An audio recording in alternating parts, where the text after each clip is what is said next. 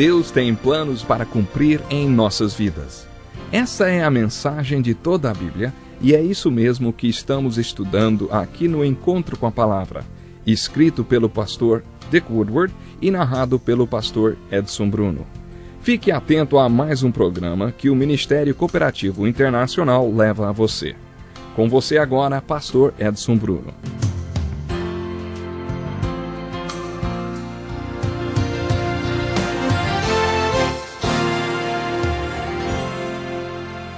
Seja muito bem-vindo para mais um Encontro com a Palavra. Esse programa é parte de um curso de estudos de todos os livros da Bíblia, dividido num total de 360 aulas. Já chegamos aos Evangelhos no Novo Testamento, e mais especificamente no Evangelho de João. O 4º capítulo desse livro registra o diálogo de Jesus com uma mulher samaritana junto a um poço em Samaria. Nesse capítulo, João apresenta a mesma mensagem que apresentou no 1º capítulo do seu Evangelho. Nos primeiros 18 versículos do 1º capítulo, João contou que Jesus veio e, quando isso aconteceu, os que responderam adequadamente a ele receberam um novo nascimento. João ilustrou essa verdade em 2 capítulos. No capítulo 3, com o diálogo de Jesus e o rabino Nicodemos, e no capítulo 4, com a conversa que Jesus teve com a mulher samaritana junto ao poço em Samaria. Nesses 2 casos e nos 2 diálogos, João fala sobre 2 pessoas diferentes que nasceram de novo porque responderam adequadamente a Jesus. O capítulo 4 começa com Jesus avisando que sairia de Jerusalém e iria para a Galiléia. Isso significa que ele atravessaria todo Israel, passando por Samaria. Sempre houve rivalidade entre judeus e samaritanos e, por causa disso, muitos judeus ortodoxos contornavam Samaria para não passar por lá. O 4º capítulo do Evangelho de João conta que Jesus estava viajando de Jerusalém para a Galiléia. Só que ele não desviou de Samaria. Isso é importante. Jesus estava ensinando algo sobre preconceito para seus discípulos. Quando Jesus chegou à cidade samaritana, uma cidade que chamava Sicar, e onde ficava o poço de Jacó, ele deixou que os discípulos fossem comprar comida. Só que quando eles voltaram, Jesus recusou-se a comer. Na verdade, ele queria livrar-se deles para ter uma conversa particular com a mulher samaritana. Essa conversa de Jesus com a mulher samaritana tem muito a nos ensinar sobre aconselhamento. Jesus se preparou para aquela conversa. Ele deixou de lado o preconceito, ignorou seu próprio cansaço. Era meio-dia e ele estava com calor e exausto. Ele se preocupou com a sua entrevistada e quis ter certeza que estaria sozinho com ela. Isso acontece com os pastores também. Às vezes as pessoas querem conversar a sós com o pastor. Às vezes é realmente importante estarmos a sós com a pessoa. Jesus também teve discernimento. Ele falou para a mulher a mesma coisa que falou para o rabino, mas só que com outras palavras. Nesta conversa, Jesus não usou a expressão nascer de novo. Ele usou outra ilustração. Ele estava com muito calor e com sede e foi tirar água do poço. A mulher também. Ele puxou conversa com ela, pedindo-lhe água e dizendo que ela teria de voltar ao poço várias vezes para saciar a sua sede. Se você conhecesse o dom de Deus e quem lhe está pedindo água, você lhe teria pedido e ele lhe teria dado água viva. Quem beber da água que eu lhe der, nunca mais terá sede. Você gostaria de beber uma bebida que saciasse sua sede para sempre? Já pensou se a mulher fosse alcoólatra? Ela não ia gostar da sugestão de tomar uma dose e nunca mais precisar de outra, não é mesmo? Mas a mulher não entendeu o que Jesus falou e disse: "Dê-me dessa água para que eu não tenha mais sede, nem precise voltar aqui para tirar água." Nesse momento Jesus disse: "Ei, vá, chame seu marido e volte." E ela respondeu: "Eu não tenho marido."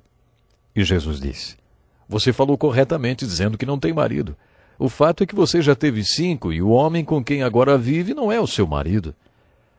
Mas por que Jesus tocou nesse assunto?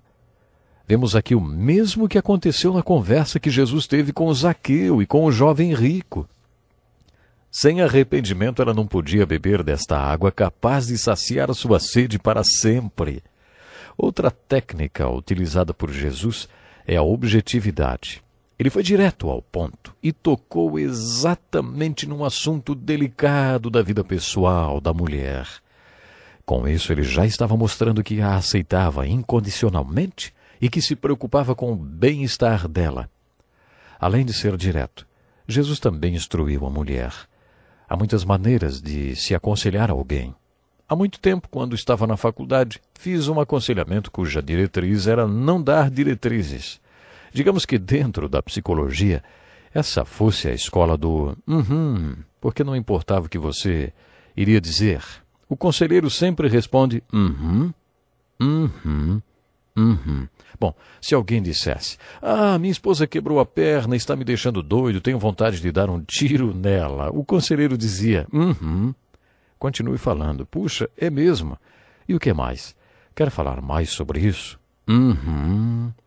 O conselheiro não falava nada, só ouvia e anotava tudo. Francamente, acho esse tipo de aconselhamento, que não dá nenhuma diretriz, muito cruel. Mas Jesus não agiu assim. Ele tocou logo no assunto que para ela era um problema e um pecado. Ele lhe mostrou direção. A direção? A água viva. E no momento certo, ele a conduziu ao Salvador. Até que num certo momento ela disse, eu sei que o Messias, chamado Cristo, está para vir. Quando ele vier, explicará tudo para nós. Jesus disse, eu sou o Messias. É impressionante que alguns digam que Jesus nunca se declarou como Messias. Ele fez isso nessa conversa com a mulher samaritana. Eu sou o Messias. Eu que estou falando com você. O que você pede para Deus quando conversa com Ele? Poucas coisas? Se você acredita que está mesmo falando com Deus, o que você pede, hein? Jesus lança para a mulher que Ele é o Salvador e que se ela soubesse, pediria a Ele a vida eterna, a salvação, a água viva. Ele a instruiu em algumas outras coisas também. Ele tocou num assunto íntimo dela. Ele falou do seu pecado e na necessidade de arrependimento. E sabe o que ela fez? O que muita gente faz quando é confrontada. Colocou logo uma barreira teológica entre eles. Ela disse, nossos antepassados adoraram neste monte, mas vocês judeus dizem que Jerusalém é o lugar onde se deve adorar.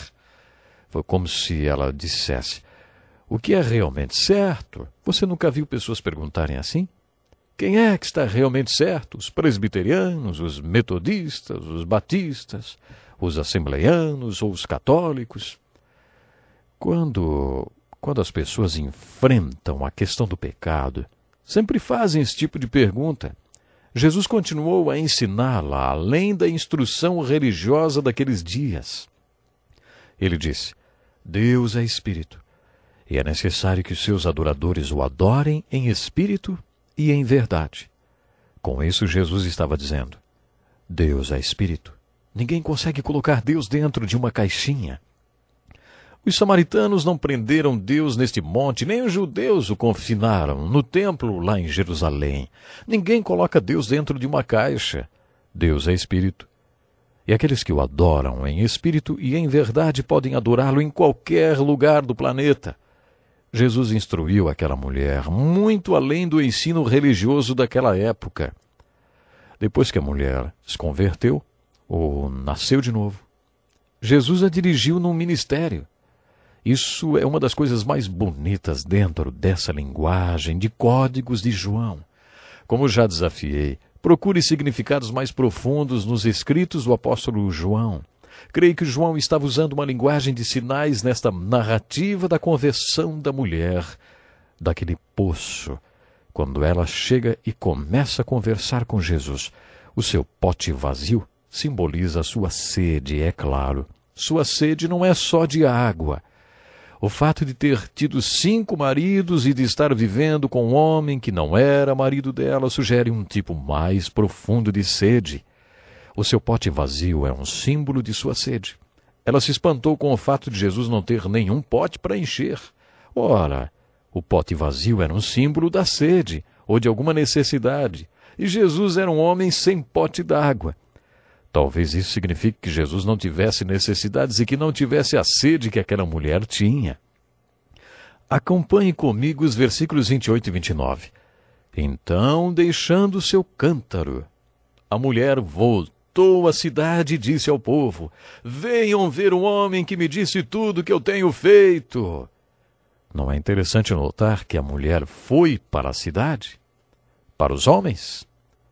Mas que homens? Ora, os homens que ela conhecia. Ela provavelmente conhecia muitos homens naquela cidade. Na verdade, creio que ela tenha sido até uma prostituta. Ela procurou os homens de Samaria e disse: venham ver um homem de verdade. Venham ver um homem que me disse tudo o que eu fiz. Ele simplesmente leu todo o meu coração. Ele tocou no meu coração. Venham ver esse homem. O relato bíblico conta que aqueles homens foram até Jesus e o ouviram por causa do relato da mulher. E daí disseram à mulher: agora cremos, não somente por causa do que você disse, pois nós mesmos o ouvimos e sabemos que este é realmente o Salvador do mundo. Nesse diálogo tão bonito entre Jesus e a mulher, João está cumprindo seu propósito firmado quando iniciou o seu livro, contando o que disse que iria contar. Quando as pessoas respondem a Jesus como devem responder, elas nascem de novo. Esse capítulo descreve o novo nascimento dessa mulher e dos homens aos quais ela alcançou na cidade de Samaria. Esse relato conta duas experiências de vida maravilhosas. A maior experiência de vida é nascer de novo. A segunda maior experiência que podemos ter é ser canal através do qual pessoas nasçam de novo. Jesus expôs isso de uma maneira muito bonita com a vida desta mulher. Ele disse para ela: mulher, se você tomar dessa água sobre a qual estou falando, esta água viva, além de saciar sua sede, ela vai permanecer em você depois que você tomá-la, e vai jorrar para outros, e outros irão tomá-la também. Em outras palavras, além de você nascer de novo e saciar sua sede para o resto da vida, você vai se tornar uma fonte da qual outros tomarão essa água e se saciarão também. Tudo isso acontece para essa mulher no capítulo 4 de João. Mas eu tenho que encerrar agora. Deus lhe abençoe.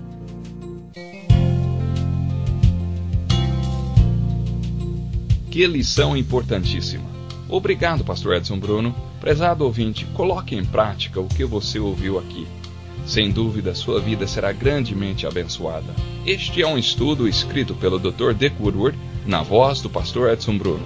Escreva-nos e solicite o material.